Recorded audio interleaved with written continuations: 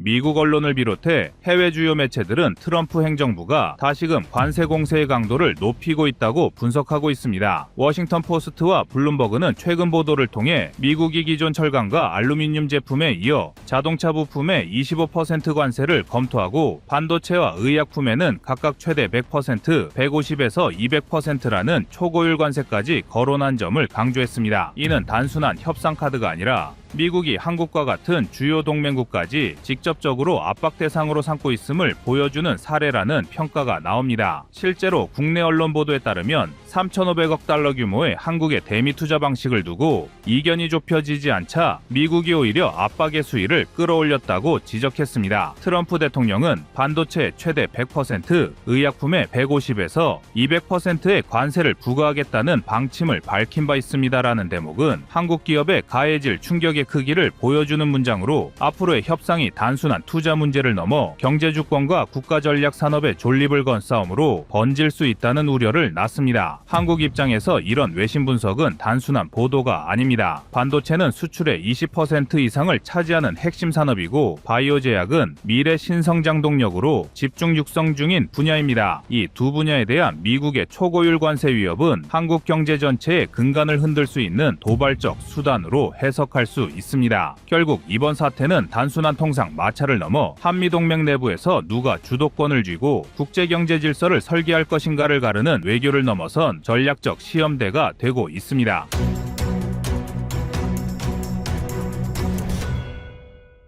현재 미국의 초고율 관세 공세로 한국을 압박하고 있지만 보이지 않는 칼자루는 이미 우리 손안에 있습니다. 미국은 자신들이 강대국이라는 우월한 지위를 내세워 철강, 알루미늄, 자동차 부품에 이어 반도체와 의약품에까지 최고 200%에 달하는 관세 카드를 꺼내들었지만 정작 그들의 경제 구조는 한국이 쥐고 있는 핵심 공급망을 벗어날 수 없습니다. 미국의 자동차 산업은 한국 배터리 없이는 전기차 전환을 추진할 수 없고 인공지능과 방위 산업에 들어가는 첨단 무기 체계의 필수적인 고성능 반도체 역시 삼성전자와 SK하이닉스의 손에서 나오지 않으면 정상적으로 굴러가지 못합니다. 이는 단순한 협상 카드가 아니라 미국 경제의 심장부를 움켜쥔 한국의 절대적인 힘이기도 합니다. 다시 말해 트럼프 행정부가 무리하게 관세 장벽을 세운다면 단기적으로는 한국 기업에 부담이 되겠지만 장기적으로는 미국이 오히려 스스로 발목을 잡히는 자충수가 될 수밖에 없는 구조인 것입니다. 실제로 미국은 자국 내 반도체 생산 능력을 강화하겠다며 520억 달러 규모의 칩스법을 밀어붙였지만 첨단 D램과 낸드 기술력은 한국이 사실상 독점적 지위를 유지하고 있습니다. TSMC조차 메모리 분야에서는 한국 기업을 따라오지 못하고 미국 기업인 인텔은 여러 차례 공정 전환에 실패하며 신뢰를 잃었습니다. 따라서 트럼프가 언급한 반도체 100% 관세는 한국의 수출 타격을 넘어서 미국 내 AI 스타트업, 클라우드 기업, 국방연구개발까지 동시에 흔들 수 있는 위험한 실험에 불과합니다. 의약품 분야도 마찬가지입니다. 한국은 단순한 생산 기지를 넘어 바이오시밀러와 신약 개발을 통해 글로벌 시장 점유율을 빠르게 확대하고 있습니다. 미국 내 의료 시스템이 한국산 의약품과 원료 의약품에 상당 부분 의존하고 있다는 점을 고려하면 무리한 관세는 결국 미국 환자들에게까지 부담을 전가하는 꼴이 될 것입니다. 여기에 더해 미국의 전기차 전환 정책도 한국 없이는 불가능합니다. 조지아, 미시간 등 주요 주서 진행 중인 배터리 공장은 LG 에너지 솔루션, SK온, 삼성 SDI가 주도하고 있으며 이 생산 라인이 없다면 GM, 포드, 테슬라의 공급망 자체가 마비됩니다. 최근 조지아주 정부가 한국을 최대 투자국으로 공식 발표한 것도 같은 맥락입니다. 미국 현지에서조차 한국 기업이 창출한 일자리와 투자 금액이 없으면 경제 성장을 설명할 수 없다는 사실을 인정한 것입니다. 그렇기 때문에 트럼프의 초강경 관세 정책은 단순한 압박 카드라기보다 사실상 허세에 가까운 정치적 제스처라는 비판이 제기됩니다. 한국이 정밀하게 대응 전략을 짠다면 오히려 미국이 협상 테이블에서 양보를 할 수밖에 없는 구조가 만들어질 것입니다. 한국적 현실을 냉정히 짚어보면 이런 위기는 곧 기회이기도 합니다. 반도체와 배터리, 의약품은 단순한 수출 품목이 아니라 국가 전략 산업이며 세계 최정상급 경쟁력을 확보하고 있는 분야입니다. 트럼프 행정부의 관세 공세는 한국의 이익을 잠식하려는 시도이지만 역으로 한국은 이 분야들을 지렛대로 삼아 경제, 외교적 주도권을 확대할 수 있습니다. 지금 필요한 것은 방어적인 태도가 아니라 공격적인 카드입니다. 예를 들어 미국이 반도체 관세를 올리겠다고 하면 한국은 한국은 공급량 조절이나 기술 이전 지연을 통해 미국 IT 기업들의 압박을 끌어내는 전략을 선택할 수 있습니다. 또한 배터리와 반도체를 중심으로 한 공급망 재편 논의에서 한국이 주도권을 쥐고 미국이 한국을 배제할 수 없다는 점을 국제사회에 강하게 부각할 수 있습니다. 국내 여론 또한 이런 전략에 힘을 실어주고 있습니다. 한국은 이미 방산 수출, 원전 수출, 조선업 부활 등 여러 분야에서 세계 시장을 선도하는 성과를 보여주고 있습니다. 이런 흐름 속에서 반도체와 배터리를 무기로 한 경제외교 전략은 국민적 자부심과 직결되며 단순히 방어가 아닌 공격의 프레임으로 전환할 경우 한국의 위상을 더욱 드높이는 계기가 될 수 있습니다. 다시 말해 미국의 관세 공세는 위기라기보다 한국의 힘을 전 세계에 각인시킬 수 있는 기회로 작동할 수 있다는 것입니다. 미국이 관세 공세를 강화하는 이유는 표면적으로는 무역 적자 해소와 자국 제조업 부활이지만 그 이면에는 정치적 계산이 자리하고 있습니다. 트럼프 대통령은 2025년 선거 국면에서 지지층 결집을 위해 강한 미국이라는 이미지를 만들어내려 하고 있습니다. 철강과 알루미늄 관세에 이어 반도체, 의약품 같은 전략 품목까지 고율 관세를 거론한 것은 경제적 실효성보다는 정치적 상징성을 겨냥한 것이라는 분석이 나옵니다. 그러나 이러한 접근은 미국의 산업 구조와 글로벌 공급망 현실을 무시한 위험한 모험이며 결과적으로 한국에게 새로운 기회를 제공할 수 있습니다. 그럼 미국이 관세로 압박하는 분야에 대해 알아보겠습니다. 첫째, 반도체를 둘러싼 미국의 관세 위협은 한국 경제에 타격을 줄 수 있으나 동시에 한국이 공급망 협상에서 주도권을 강화할 수 있는 무기이기도 합니다. 삼성전자와 SK하이닉스는 전 세계 메모리 반도체 시장 점유율의 약 70%를 차지하고 있으며 AI와 클라우드, 국방 시스템에서 필수적인 HBM인 고대역폭 메모리 분야는 사실상 한국이 독점하고 있습니다. 미국이 100% 관세를 부과하면 단기적으로는 한국 기업들의 가격 경쟁력이 약화될 수 있습니다. 그러나 글로벌 시장은 한국 반도체에 절대적으로 의존하기 때문에 미국 IT 기업과 국방 부문이 직격탄을 맞게 됩니다. 이는 결국 미국 내부의 반발을 키우고 한국에게 협상력을 부여하는 역설적 상황을 만들 수 있습니다. 둘째, 의약품 분야에 대한 150에서 200%의 관세 위협 역시 미국의 발목을 잡을 수 있습니다. 한국은 바이오 시밀러 분야에서 세계적 경쟁력을 갖추고 있으며 삼성 바이오에피스와 셀트리온은 글로벌 시장에서 영향력을 확대하고 있습니다. 특히 미국 내 환자들이 사용하는 항체 치료제와 당뇨, 암 치료제 등 다수의 바이오 의약품은 한국산 제품과 원료 의약품에 의존하고 있습니다. 만약 미국이 이들 제품에 초고율 관세를 부과하면 미국 내 의료비는 급등하고 환자 부담은 폭발적으로 늘어나게 됩니다. 결국 정치적 지지층 확보를 위해 내린 결정이 오히려 미국 유권자들의 불만으로 되돌아올 가능성이 높습니다. 셋째, 전기차 배터리 분야는 한국이 미국을 역관광시킬 수 있는 가장 강력한 카드입니다. 현재 미국 내 전기차 배터리 공장은 한국 기업들이 독점적으로 운영하고 있습니다. 조지아, 미시간, 켄터키 등지에 들어선 LG 에너지 솔루션, SK온, 삼성 SDI의 공장이 없다면 GM와 포드 또 테슬라의 전기차 생산은 사실상 중단됩니다. 즉 한국이 이미 미국 경제에 없어서는 안 될 존재입니다. 만약 트럼프 행정부가 배터리 관련 품목에 관세를 매긴다면 미국의 전기차 전환 정책 자체가 좌초될 수 있습니다. 그리고 이번 사태는 단순히 경제 문제를 넘어 외교적 파급력으로 확산될 수 있습니다. 미국은 동맹국들을 대상으로 경제 안보 동맹을 강조해왔지만 실제로는 자국의 이익만을 앞세운 이기적 정책을 반복하고 있습니다. 이는 한국뿐만 아니라 일본, 유럽 국가들까지 불신을 키우고 있습니다. 특히 한국은 방산, 원전, 조선 등 전략 산업에서 미국을 대체할 수 있는 파트너로 떠오르고 있으며 관세 공세가 거세질수록 한국은 오히려 제3국과의 협력을 강화해 미국을 압박할 수 있는 공간을 넓힐 수 있습니다. 예컨대 유럽과 중동 시장에서 한국의 방산 원전 패키지가 확장된다면 미국 기업들은 그만큼 시장 점유율을 잃게 됩니다. 이 때문에 한국 내부적으로도 이번 사태를 계기로 산업 고도화와 국산 화율 재개 속도를 낼 수 있습니다. 미국의 관세 위협은 단기적으로 위기지만 동시에 탈미국 공급망을 가속화할 수 있는 계기가 됩니다. 한국 정부가 반도체 소재와 장비 그리고 부품의 국산 화율을 끌어올리고 배터리 원료 확보를 다변화한다면 장기적으로는 미국 의존도를 낮추고 더 강한 자주성을 확보할 수 있습니다. 이는 단순한 대응을 넘어 국가 경제 구조 자체를 한 단계 진화시키는 전략적 기회로 이어질 수 있습니다. 종합적으로 보면 미국의 초고율 관세 공세는 한국에게 단기적인 압박으로 다가오지만 구조적으로는 미국 스스로를 올가매는 자충수일 수 있습니다. 한국이 전략적으로 대응한다면 이번 관세 전쟁은 단순한 피해가 아니라 과거 일본이 한국의 반도체 핵심 소재를 규제하여 한국이 해당 기술을 모두 국산화시킨 것처럼 오히려 미국이 한국에게 참교육을 시전하는 무대로 전환될 수 있습니다. 과거부터 한국은 위기를 기회로 바꾸는 전략가였으며 이는 세계가 인정할 수밖에 없는 새로운 경제외교의 길로 발전시켜 왔습니다.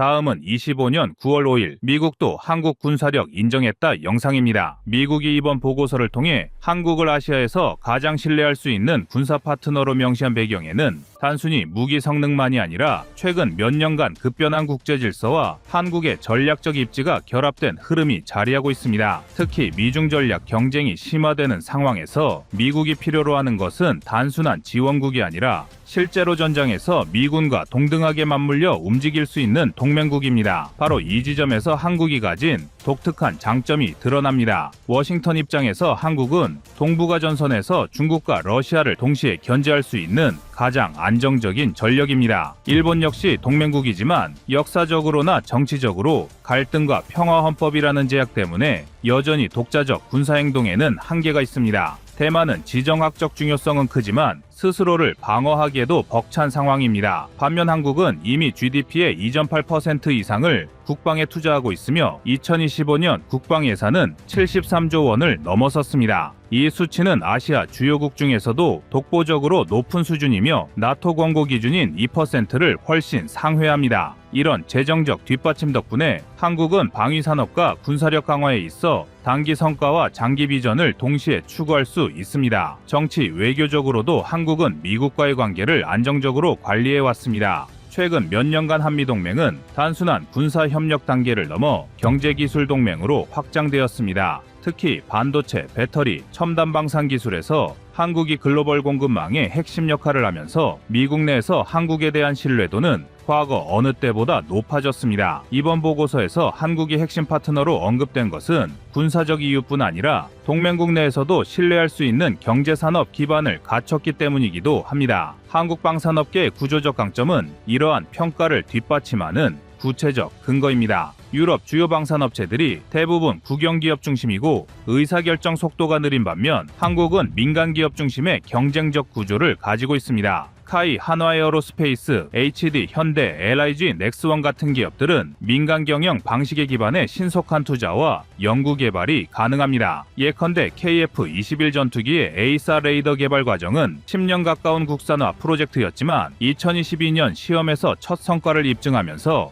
해외 언론으로부터 한국은 기술 종속을 탈피하는데 성공했다라는 평가를 받았습니다. 이러한 기술 독립성은 한국을 미국 입장에서 더 매력적인 파트너로 만들었습니다. 미국은 전 세계 무기 수출 시장을 장악하고 있지만 ITAR 규제로 인해 동맹국조차 무기 운용에 제약을 겪는 경우가 많습니다. 그러나 한국은 독자적으로 전투기, 미사일, 자주포를 설계 생산할 수 있는 역량을 갖췄기에 미국이 필요할 때 신속히 공급 가능한 유연성을 보여줍니다. 이는 우크라이나 전쟁에서 드러난 서방 무기 공급망의 한계를 보완하는 대안으로도 작용합니다. 실제로 유럽 현지 언론들은 한국을 나토의 무기 창고 역할을 할 수 있는 새로운 공급자라고 규정하며 기존의 미국 유럽 중심 체계를 흔들고 있다고 지적했습니다. 한편 한국 사회 내부에서도 이러한 변화는 단순히 경제적 수익을 넘어 국가적 자존심으로 이어지고 있습니다. 과거 한국은 항상 미국 무기를 수입하는 수혜자의 위치에 있었지만 이제는 오히려 미국이 보고서를 통해 공식적으로 한국의 군사력과 방산 생산력을 인정하는 단계에 들어선 것입니다. 국민 입장에서는 오랜 기간 세금으로 축적한 국방 투자가 이제 세계 질서를 바꾸는 수준으로 도달했다는 점이 큰 자부심으로 다가옵니다. 또 하나 주목해야 할 점은 한국이 가진 지리적 조건과 안보 환경이 미국의 평가에 영향을 미쳤다는 사실입니다. 한반도는 세계에서 가장 밀집된 군사적 긴장지대입니다. 북한은 여전히 수천 발의 장사정포와 탄도미사일을 보유하고 있고 중국과 러시아는 한국 인근 해역과 공역에서 군사적 압박을 가하고 있습니다. 이런 상황 속에서 한국군은 실제 전시 대비 태세를 유지하며 무기체계를 실전적 환경에서 운영해 왔습니다. 있습니다. 이는 다른 국가들이 쉽게 경험할 수 없는 노하우로 한국 무기 체계가 단순한 이론적 성능이 아니라 실질적으로 전장에서 검증됐다는 강점을 만들어냅니다.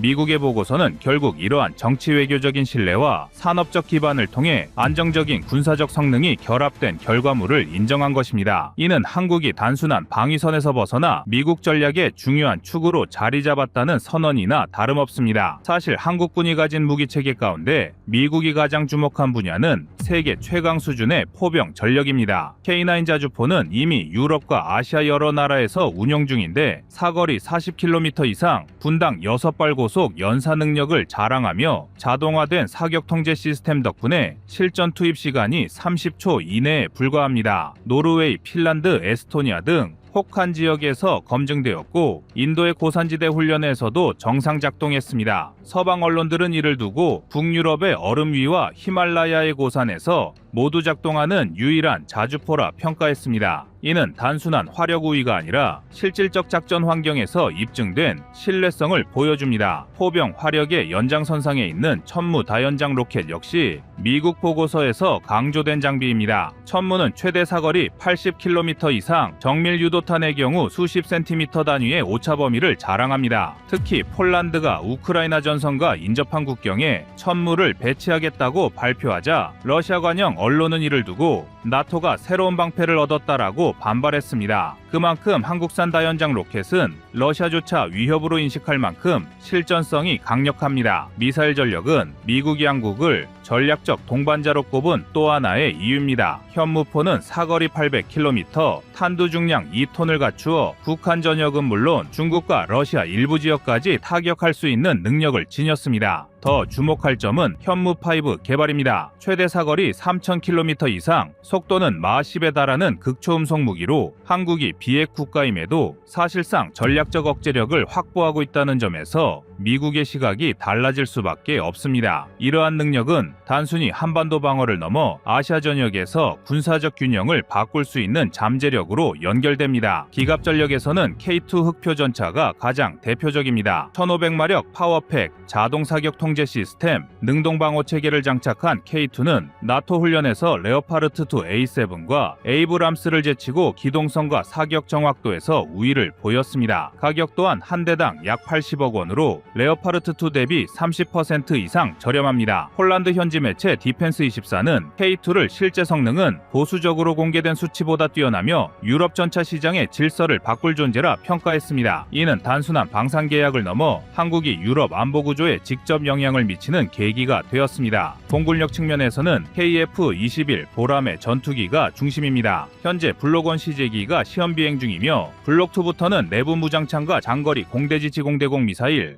에이사 레이더가 탑재됩니다. 미국 보고서가 주목한 점은 KF-21이 미국의 전술 데이터 링크 16과 호환된다는 사실입니다. 이는 전시에 미군 F-35, F-15EX와 실시간으로 전술 정보를 교환할 수 있음을 의미합니다. 또한 한국이 독자적으로 소프트웨어와 무장을 통합할 수 있어 IT, AR 규제를 받지 않는다는 점도 큰 매력입니다. 스페인 주요 일간지는 예상치 못한 강자가 나타났다며 KF-21을 집중 보도했고 동남아 국가들은 F-35 대신 KF-21에 관심을 보이고 있습니다. 미국이 이번 보고서에서 강조한 부분은 단순히 무기 체계의 성능이 아니라 한국이 보유한 속도와 생산 능력이었습니다. 폴란드 계약 사례에서 보듯이 한국은 계약 체결 후 불과 1년 만에 수백 대의 무기를 납품했습니다. 이는 전시의 즉각적인 전력화가 가능하다는 의미이며 미국 입장에서는 동아시아에서 유일하게 신속하게 대응할 수 있는 파트너가 한국이라는 결론으로 이어집니다. 결국 미국의 시각에서 한국은 더 이상 단순한 동맹국이 아니라 실질적인 전략 파트너로 격상되었습니다. 방대한 포병 화력, 정밀 미사일, 차세대 전차, 전투기, 다층 방공망까지 갖춘 종합 전력의 생산 속도와 기술 독립성까지 더해지면서 한국은 아시아 전선의 중심축으로 자리 잡은 것입니다.